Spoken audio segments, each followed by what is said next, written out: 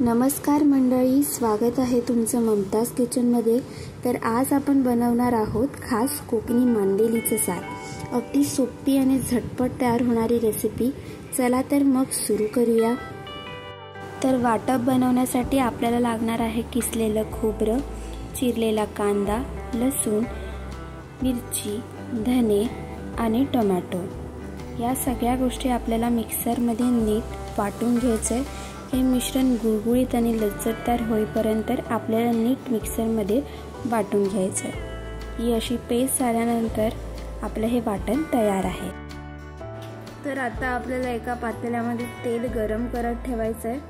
त्यात बारीक चिरलेला कांदा टाकायचा आहे आणि थोड्या लसणाच्या पाकळ्या टाकायच्या। जोपर्यंत कांदा खरपूस भाजला जात नाही तोपर्यंत आपल्याला गॅस स्लो फ्लेमवर ठेवून भाजून घ्यायचं आहे। आता आपण यात आधी बनवलेलं वाटप घालायचं आहे आणि स्लो फ्लेमवर ढवळायचं आहे।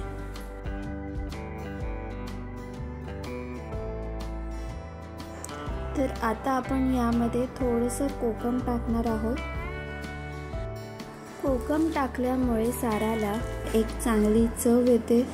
हे मिश्रण चांगलं ढवळून घ्यायचं।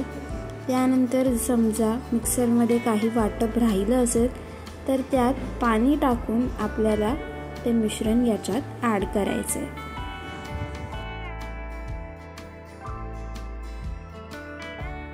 आता आपण यामध्ये मांदेली घालणार आहोत। मांदेली पाण्याने स्वच्छ आणि साफ करून घ्यायची आणि त्यानंतरच आपल्या या वाटपाच्या मिश्रणात टाकायची। तुम्हाला सार जितका पातळ हवं असेल त्यानुसार तुम्ही त्यामध्ये पाणी टाकू शकता आणि त्यानंतर आपलं जे सार आहे ते चांगलं ढवळून घ्यायचं। आता आपण आपल्या चवीनुसार मीठ घालून घ्यायचं आणि साराला उकळी येईपर्यंत सार शिजू द्यायचं। आणि हे आपलं चमचमीत कोकणी स्टाईल मांदेलीचं सार बनवून रेडी आहे। तुम्हाला जर हा व्हिडिओ आवडला असेल तर सबस्क्राइब आणि बेल बटन दाबायला विसरू नका।